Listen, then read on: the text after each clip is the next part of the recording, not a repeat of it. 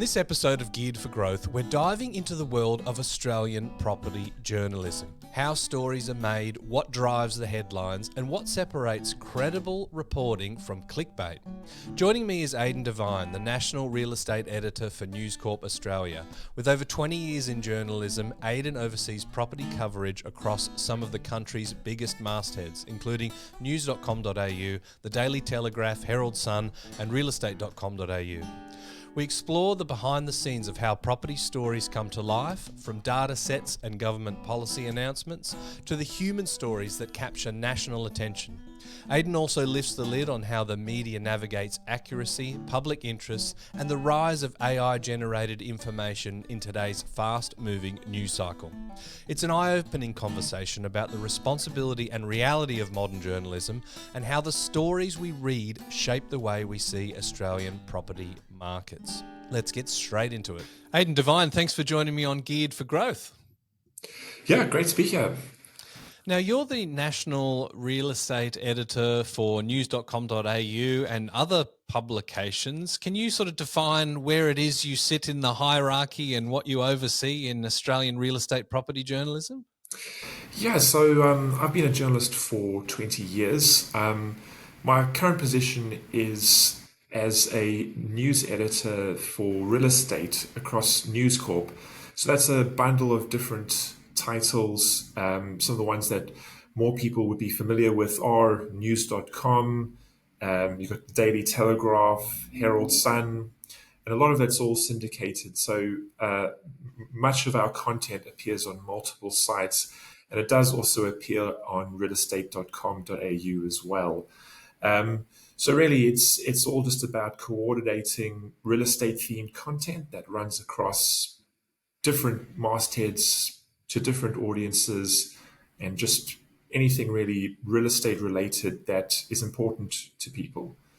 And in terms of eyeballs, it's probably the majority player in terms of accessible content, would you say, in print at least? Increasingly online. I mean, news.com is the most read website in the country. There have been times where it slips to the second most, but it's usually it's either the first or the second. It's got a massive audience. These days, I'd say most of our audience across titles is really online. But yeah, it's definitely still a strong player in print as well. Yeah. Awesome. Well, you're an important man, and we're all very, very interested in how stories come about. You know, how do we make sure that the right information is going out there and balancing, something that might be popular compared to, the veracity of the information inside. So I kind of want to start with the origin of a story. Now, people will see the finished headline, they'll see the name of the journalist sometimes, and maybe their photo. But can you walk us through the typical process of how a story might come to life? Well, it's very different, and it depends on each story. So there's no one size fits all kind of origin for each story. It really just depends on what it is. But there's usually a variety of ways that a story might come to life. It can start with a particular data set. It could be even starting from a question to a news event, another news event that's happened. A good example of that would be if you have something like the announcement or the revelations, I should say, that Anthony Albanese had bought a new house on the Central Coast. And so then we would ask, well, what more can we actually say about that? What more is there to look into a story like that? Or even other government announcements. When we recently saw that the federal government decided to expand the first home buyer scheme. So sorry, the exact name escapes me at the moment. It's the one where you can buy with smaller deposits. Yep. So we would look at not just the announcement, but we'd all be asking ourselves, well, what more is there to be said about this? Or how can we actually what would our readers want to know about this, and how can we kind of add value to the initial announcements? But then very often stories can equally just be about just human interest and just seeing what what's unusual, things we hear about just on social media or just from our own network of sources. It can be wacky, wild, heart touching, just things like that. And there's no real one single way that it all kind of comes together or starts. Is there ever anything that kind of surprises you? Because I know, having sort of worked with you and collaborating on stories before, sometimes we'll get some of our data and we'll say, look, we think this is interesting for these reasons. And sometimes you send that off and you think this is an absolute cracker, like it's going to go fantastic. We're going to get heaps of exposure, heaps of interest in it. Then there's other ones where you kind of think, oh, this is, just another one of those top 10 reasons to blah, blah, blah that everyone's sick of. And then that outperforms 10x. Are you ever kind of surprised that things resonate with people, or do you feel like you have a fairly good finger on the pulse as to the zeitgeist of the reader? Well, we get a fairly good finger on the pulse of what's interesting, or what's attracting readers at the moment. I mean, we have live data that shows what people are actually interested in, how engaged they are on various stories, but it can equally be a surprise. You can find stories that have been done many times with just updated data. You can find sometimes that they just at any particular time might just resonate more with people. And you can get stories where you think, well, this is very significant. We're pretty sure that people will be very, very interested in what this is, and it just doesn't get as much traction as you thought it would be. But generally, I mean, news tends to move in cycles. On any given story, there will typically be a huge amount of interest at a certain point. Audiences really sort of eat up that topic and they want to know as much as they can. And then it tends to reach a bit of a saturation point, at which point people kind of no longer care and they've read so much of it, not just on our websites, but in other sources. They reach a point where they've probably they've had enough of that topic and interest begins to taper off. And then some new issue will emerge. And so the cycle kind of continues. Mm-hmm. Now, there's probably a lot of sources that come to you because they have data or that they want to share out there that may relate to their business getting sort of free exposure, or people just maybe wanting to provide some commentary on themes that are out there. So I assume that your inbox and your phone can get pretty busy. But when you do have the potential to run different stories, different angles, who decides what makes the cut, and how does that decision sort of get made? Oh, it really just depends. I mean, if you think of a typical house mailbox, your physical mailbox, and you open it up and you just see how much junk there is in there, magnets for various tradies and real estate agents and all of that. Now, imagine that it in email. I mean, most of or I would say a huge chunk of the emails we get are really from businesses desperate for some sort of coverage about why their business is so great and why they have a product that is so amazing. And very often it is not something that would really interest people. So often it's just sifting through what stories are of interest and what's not really going to resonate. I think readers can tell from a mile away what is a genuine story and what is just kind of PR fluff or actually just really promoting a business. So it starts with kind of just knowing what people will genuinely care about. Um, but as for who decides, it's a multi-layered process. Often you'll have a journalist will start with an idea, or they will have been pitched something from a particular source. They will then in turn pitch it to an editor who will say whether they agree that that's a good story, and and from there it can often take a life of its own.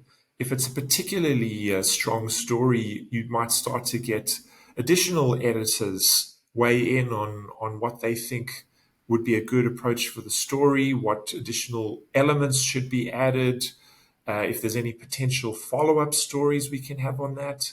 But it will typically start with either an idea that the journalist has had themselves and has sought out a source that can provide that kind of information, or it's something that is actually something we hear through our network, or a media release we get, which then goes through a kind of pitching process to various editors who then decide if it is actually worth pursuing. So, as a bit of a case study, let's say I'm a brand new journalist working for News Corp in the real estate sector. I've done my journalism degree. I had a bit of experience in a different sector, but love the real estate stuff. And I have somebody that sent me an email. Let's say it's a real estate agent, and they've collected some information and said, I've done 1,000 transactions, and here are the types of properties that always get more, and what is unique about them, or these are the ones that always sell more for the asking price. And I suppose if there's 1,000 data points, that'd be quite interesting to people. So would there be a sub editor that I go, okay, I've got this and I want to know if this is on the right track before I start working on it, or do I flesh it out to a certain framework? Does that go to a sub editor and then to you? Help us understand the lay of the land there. Yeah, well, typically with let's just say, in your example, someone who is just starting out their career, they would probably be checking that much earlier in the process. If you take a more seasoned journalist who has a bit more of an intuitive feel for what editors like, they may pursue the story a bit further until they reach the point of pitching it. I mean, if you take someone who's been a journalist for a long time, they will start to have a very, very good feel for, first of all, what is going to have a significant audience, and what their own editors will like as well. I mean, editors will typically like stories that they know at a subjective level are going to be interesting, but also where the data backs it up, where we know that a lot of people are interested in this topic, or it's, as we would say in the industry, newsworthy. It's something that is going to be important to people and is new, and it's kind of something that perhaps that people didn't know about until now. Yeah, that's interesting. So I suppose if you've a seasoned journalist, you've had some runs on the board of knowing, like, every time I pitch a story like this, they go for it. So it wouldn't be a worry about sinking some time into something, because you've got a fairly good idea that it's hot stuff. Whereas if you're new, you might not necessarily want to sink some time into something that's just not going to go anywhere. Yeah, well, a lot of it is also just about knowing really the veracity of the information you're sent. We get sent a lot of information that really you have to question whether it is actually true. Just because somebody actually has some data, or claims to have done a particular study, doesn't necessarily mean that that you can actually rely on the information for publishing, and build a story around that. Often what we see is you have particular businesses that come with data that rather conveniently supports their business. Yeah. You could say, I'll give you an example off the top of my head. You could have an interior designer who will say a new study shows interior designing adds a certain amount, insert value here to your home's value, which is awfully convenient because they are interior designers, and it's based on their own data. So you have to kind of question really whether this is reliable data. Sometimes it can be. You'll find, oh, okay, they've released this data, but they hired an independent company to actually do the survey for them, or they've actually there is something in there to basically believe that it is actually truthful data. Whereas you could equally look at something and ask yourself, well, is this really true? Can we really rely on what they're saying here? And I suppose the end user has a right to assume that there's a duty of care on the journalist to do that work, right? So how difficult of a job is it to certify that? Because when you get to the size that we're talking about with News Corp, misinformation can be potentially quite pervasive and quite damaging at that level, right? We really rely on credibility, especially in an age where you've got AI and you've got all manner of different things on social media. I mean, our currency is really in trying to be as truthful and accurate as possible. Um, so yeah, like it is difficult, but I mean it's a process that's worthwhile because if we reach a stage where we're starting to publish things that are not credible and are not accurate, we will lose our audience. And I mean the only thing that we really have to distinguish ourselves from AI and various other things is our credibility and the fact that if we have actually gone through the process of checking things and actually publishing something, it is something that our readers can rely on.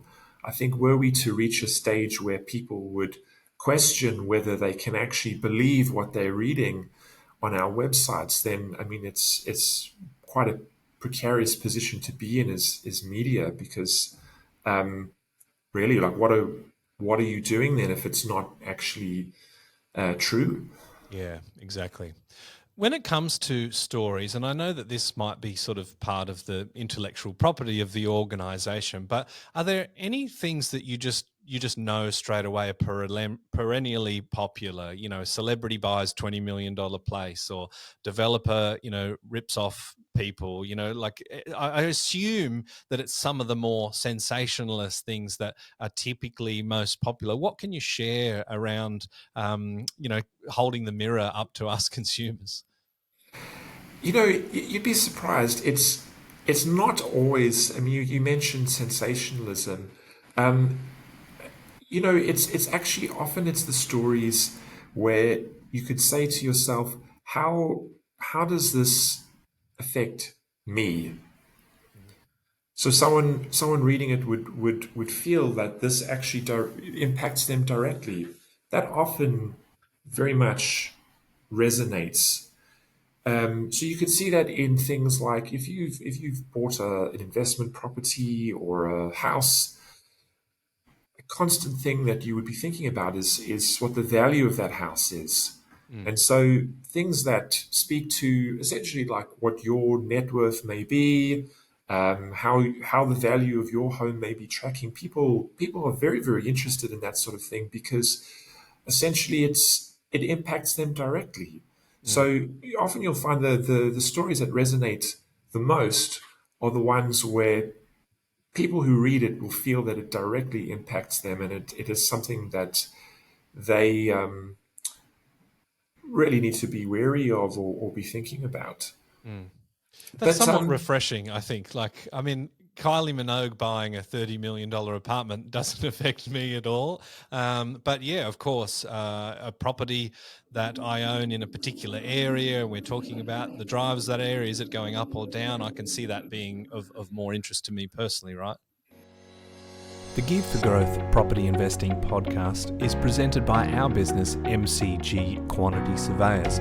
If you're an investor or a property professional looking to get the best tax depreciation deductions for yourself or your clients, please get in touch with us at mcgqs.com.au. It's our mission to help as many property investors as we can to maximise their claims and maximise their property education as well. yeah, but I mean, it also often a big part of what we're doing is really just trying to provide content that's going to appeal to a wide audience, and people have varying interests. So you have something like what Prince Harry and Meghan are up to. I am personally not interested in that story at all, but a lot of other people are. So it's just about varying interests and basically providing data that sorry, not data, stories that will just appeal to a mixed variety of people. Mm, Also, I mean, if you look at the things that people are interested in, you might have something like you say what Kylie Jenner is doing. That might get a lot of traffic. It might get a lot of like SEO traffic. But you can have something that's a lot more niche. Let's just say something about property investing. It'll have a smaller audience, but that smaller audience will be much more engaged because it is um, it is something that they are a lot more passionate about. Yep. Interest in Kylie Jenner would be a bit more fleeting. It would be something you'd have a couple of casual readers coming in from the internet reading about it, and then they're gone. And Yep. when you go delve into more kind of niche topics, the audiences can stay for longer. Yeah, and I was going to ask you about what engagement means because you'll have a million different data points, I assume, as to which story they looked at, where did they go afterwards, were they on the page for 30 seconds or 30 minutes? So I'm guessing not all traffic is created equal from a value point. Well, I mean, increasingly it's become about engagement. We are trying to serve up content that keeps people reading. I mean, a huge criticism of mainstream media is that it engages in clickbait. But really, I mean, clickbait is not in our best interests. If we were to be offering up stories that someone would click on and then leave within 5 seconds, I mean that's not really what we want. I mean, we want to basically be keeping people reading and keeping them engaged, and that's just about serving up content that people would want, really. You the audience has got to feel that if they've clicked on the story, they're getting what they've been promised, Mm. and also that you have elements in there that would be keeping there. You will have a mix of video and written content, strong images, interactive graphics. You want your audience to feel that they are actually getting something and they're being rewarded for clicking through to our stories. And um, increasingly, it's more about engagement than it is simply trying to fish for a larger audience. Yeah. I'm glad you brought up media criticisms because that was obviously something that people listening wouldn't want me to let you get away with without asking some questions. Because I suppose, as distinct from, say, the ABC, which has, it's a public platform, it's got its own charter. Of course, there has to be commercial aspects of the ABC as well, but with News Corp, it's a different entity. How is that conflict kind of managed around, okay, well, we know that maybe this is a little bit clickbaity or a little bit sensationalist, but it will drive some interest, and balancing sort of that journalistic integrity? Is it something that is talked about and considered a lot, or is it just maybe the stuff that us consumers sort of think is a bit of a stereotype? I think it is somewhat of a stereotype. You see Mm. that often on various small pages you might encounter in social media where it's got an image that is not even in the story. It'll say, "Oh, what happened to these particular celebrities? You won't believe what happened to." And Yeah. there'll be a picture of a homeless person, but actually none of the celebrities in that story actually became homeless. It's pure clickbait. It's basically trying to entice you with things that are not actually in the story. Mm. So, I mean, we absolutely cannot do that as a mainstream media group. We are not engaging in that kind of content. Um, but yeah, like with regards to, I mean, stereotypes, I think what is often kind of an unfair criticism of media is really when people say that it's all clickbait, when often I think people we find a lot of people will read headlines only and won't actually read the rest of the story. This Mm. is especially true on social media. You'll see people commenting on a particular story, but they haven't actually clicked the story, Mm. and they've commented on a heading, and a six-word heading will never sum up all the nuances and balance that is actually in the story itself. So Mm. if you take a typical story and you were actually to click through and read past the opening paragraph, you often find that the stories are a lot more balanced and a lot more nuanced than perhaps the headlines would suggest. And that's not a deliberate thing. That is merely just by virtue of the fact that you cannot tell a full story in a headline. Yeah, fair enough. I suppose I want to maybe give you sort of two examples that challenge that notion if you if you're still happy to play. I remember it was probably towards the end of last year. There was a CoreLogic or Cotality monthly update, which is obviously very popular. It's picked up by all outlets normally, and for that particular month, there was negative growth. The following month was positive growth. But on that one read, we saw media stories talking about, property market enters downturn, or property markets, hammered by December figures. And then January is like property market remains resilient. And it did sort of seem like it was the same outlets doing that. Do you think that's a fair sort of criticism of the end user to go, oh, okay, it seems like it's feast or famine, boom or bust sometimes? I mean, I suppose it can. I do often see from various sources. I think you must also distinguish between mainstream media and uh, kind of growing media.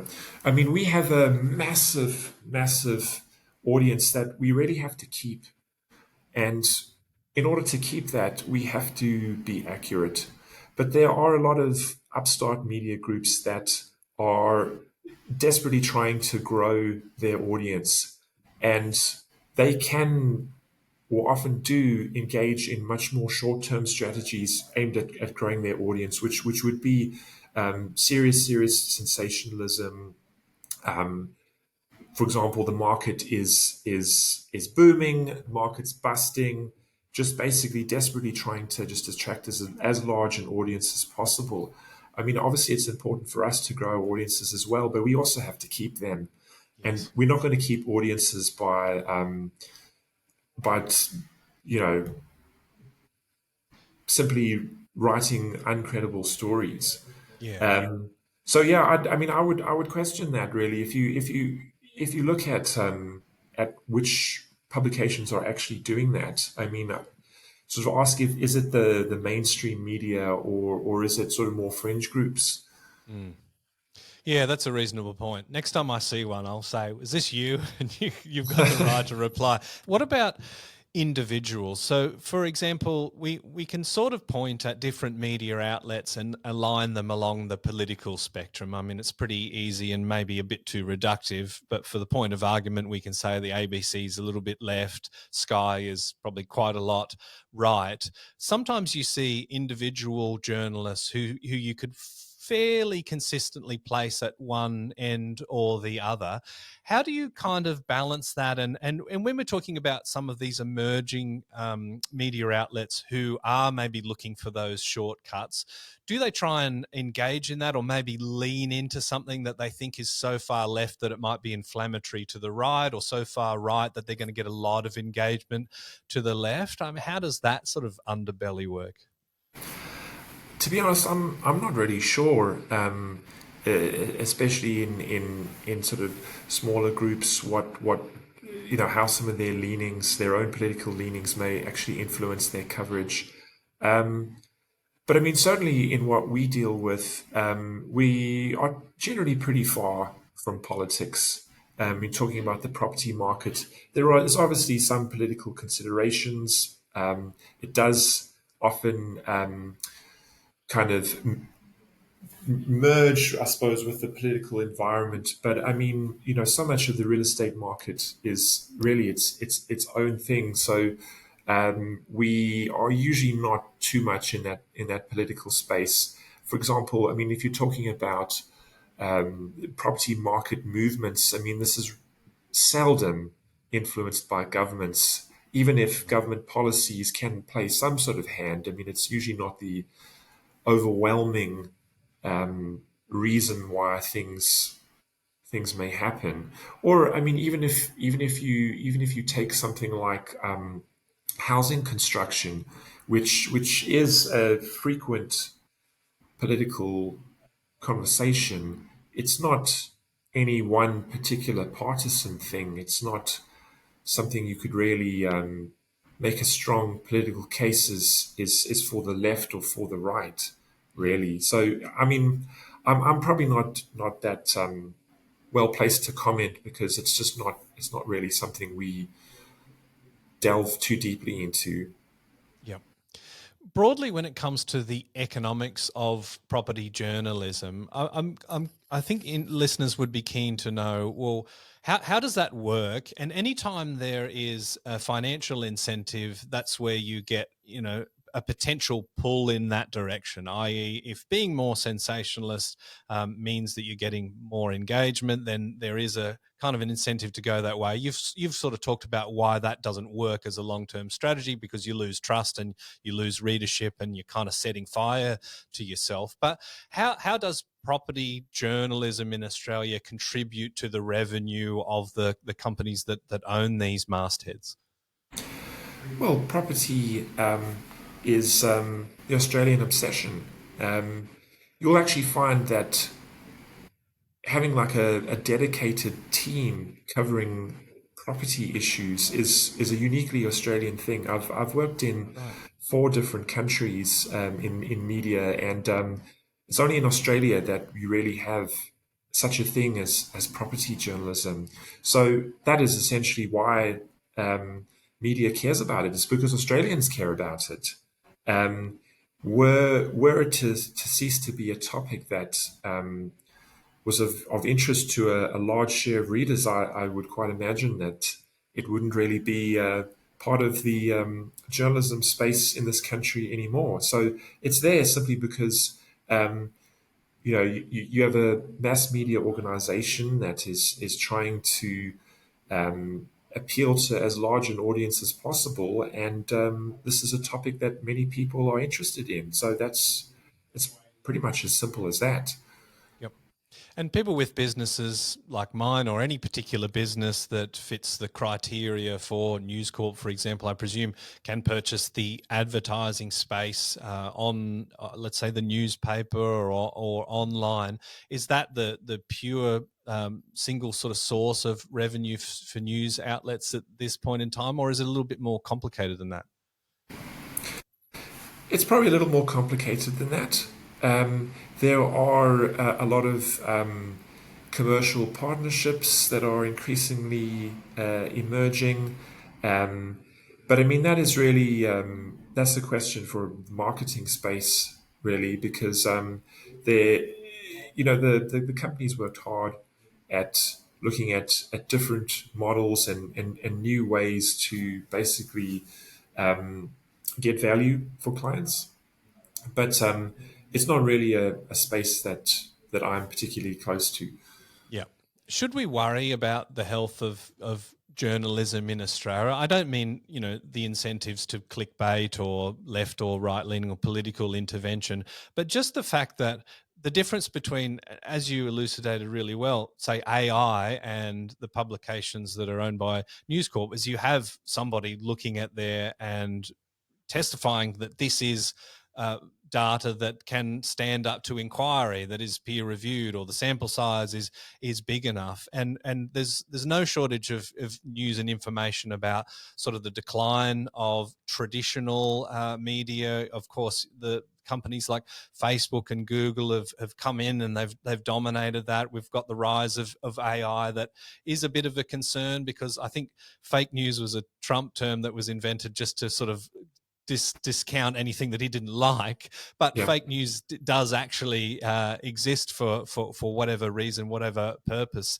How do you feel about the future of property journalism? Is it something that's going to be okay, or we do actually need, as a consumer, to understand that it needs to be fought for, and we do need to go, let's say, to the polls and support parties that are propping up ABC and SBS and those types of media?